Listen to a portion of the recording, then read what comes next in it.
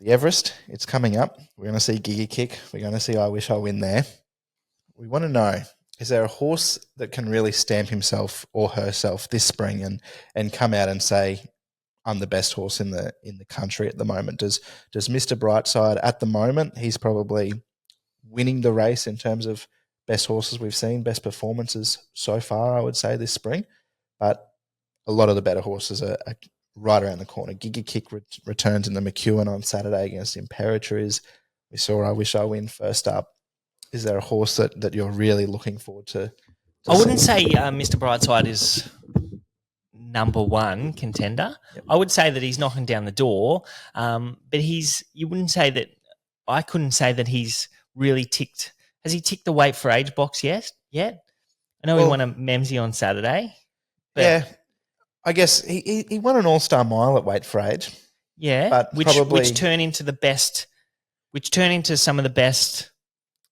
That's one of the best form races for the autumn, but it's a form race for a handicap. So you want to be on the All-Star Mile runners that run in the Doncaster. Yeah. I think the trifecta's come through that race in the last 2 years or something along those lines. Yeah, that'd probably be about right. Mr. Brightside's won 2 Doncasters, both handicaps. Great race. Mm-hmm. Like Sunline's a horse that won multiple Doncasters. She turned into a weight for age star. I have no doubt that he'll measure up to weight for age, but I can't say that he's a weight for age star yet. I think that I don't think he's really had his. He hasn't had a chance. No doubt. You look at like the Cox Plate, he wasn't beaten all that far, but I think he is an elite miler. I do think that he's one of the best horses in the country, definitely at the moment. So top 3, he'd be my number one contender for that miler spot. Just what he did first up, to back that up second up in a slower race. I think we're going to look for like third up, fourth up. Well, when does he hit that King Charles race? Fourth up. I think we're going to see an explosion from him that day. Yep. I think that's going to be a cracking race. Like it's the undercard on to the Everest. But gee whiz, if you end up with Mr. Brightside, Fangirl, Alligator Bloods, Princess Grace, all those horses, think it over. Zaki? Is that Zaki's race? I'm not sure. I would think so. 2 weeks before a Cox Plate, you'd have to think so. Like that's just mouthwatering. It's going to be a cracking race. So he'd be my number one seed there at the moment. Yep. Even though Fangirl didn't do anything wrong, but I just think that there's a big question mark over that Sydney weight for age form at the moment, because I know Princess Grace came out of that race and ran second, but she deserved to do that, I think, and had the run to do that on the weekend. But I think Fangirl and Princess Grace were probably the 2 best runs in the Wink Stakes first up, and remove those from that form, sort of all of them behind was a little bit bunched. Yep. Even though Fangirl did a terrific job and she's the heir to the NMO throne. So no knock on the win. Yep.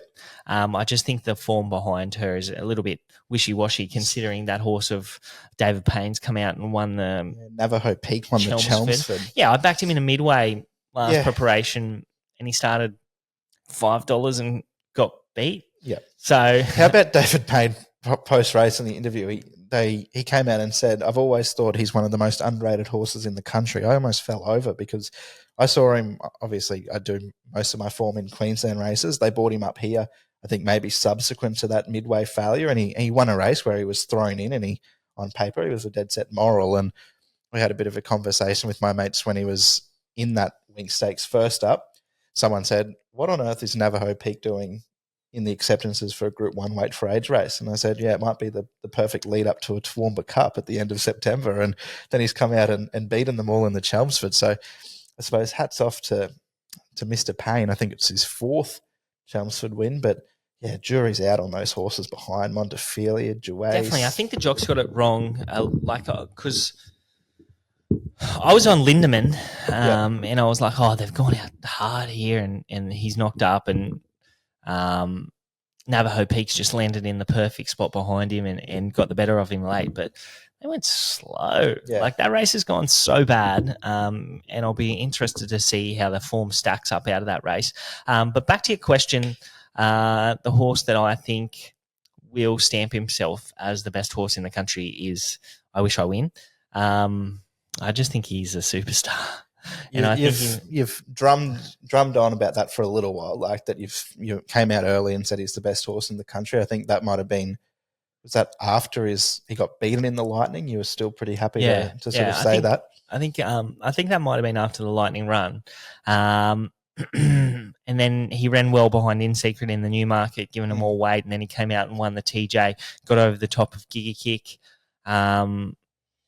Fantastic performance, and then first up here he's gone really well, but I just don't think we can judge him on that, considering I would suggest he was 80% right for that race. So 100% right on Everest Day. I'll be interested to see where we're at with him, how good he is. I'm just having a look at the Everest market now. Obviously, Gigakick is the favourite.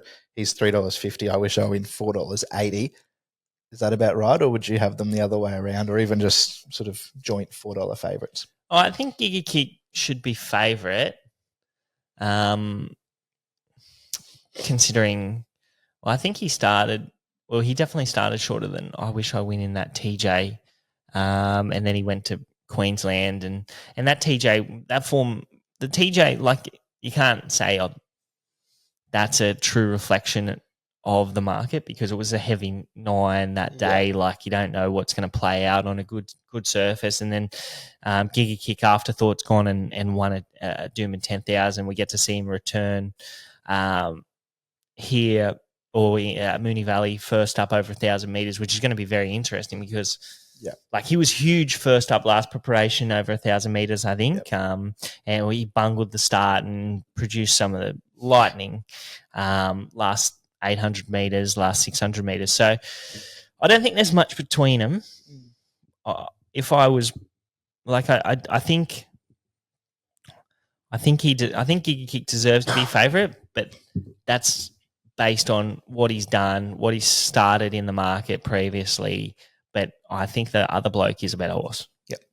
My horse of the spring that's going to be a little bit left field and probably falls under a different category from horse of the spring as such, but I think a 3-year-old that can really, really sort of stamp himself as a proper animal is V8. We saw him back on the weekend win the McNeil Stakes at Caulfield, one of the first sort of Caulfield Guineas lead-ups. He beat Legacies, who she probably is the Flight Stakes filly, I think, bringing that different form from Melbourne. But he's going to be third up into a Caulfield Guineas. I think he's the horse to beat there. And I sort of suggested, I made a bit of a reel during the week and said, I'm going to have something on him in the Cox Plate because he can put himself into the race. He's going to be a 3-year-old under the weight for age conditions of that Cox Plate. And I don't necessarily think we're in for a really vintage year of the Cox Plate, especially with that King Charles 2 weeks before with the milers. You might not see the likes of, Zaki and Mr. Brightside going to a Cox Plate, even if they've got that 2 weeks, and then there's the Champions Stakes Day 2 weeks after that. So I'm sort of keen to find V8. That's fine. In a Cox Plate, like he might not win it, but I think he can really sort of come out and stamp himself as a proper 3-year-old. Well, if you can run well in a Caulfield Guineas, that's right. Run well in a Cox Plate. He's by Grunt, who is by O'Reilly, so the 2,000 metre box shouldn't be an issue. I know Grunt never won over 2,000, but he only got tried in it once, and he got beaten by Winks in a Turnbull. So not bad form. Not bad form. But yeah, like last year, the Caulfield Guineas was an anomaly. It wasn't the race that it has been in the past. And those horses, if they wanted to step up to the weight for age, they had to beat Enemo, I'm Thunderstruck, Zaki, Alligator Blood, Mr. Bright. So like they're 5 of the best weight for age horses in the world. I'd be surprised if Alligator Blood, or not Alligator Blood, Mr. Brightside's not there in the Cox Plate. Oh, I'd also be surprised if Alligator Blood's not there. It sounds like they're both going there. Yeah, I think that they'd both be there.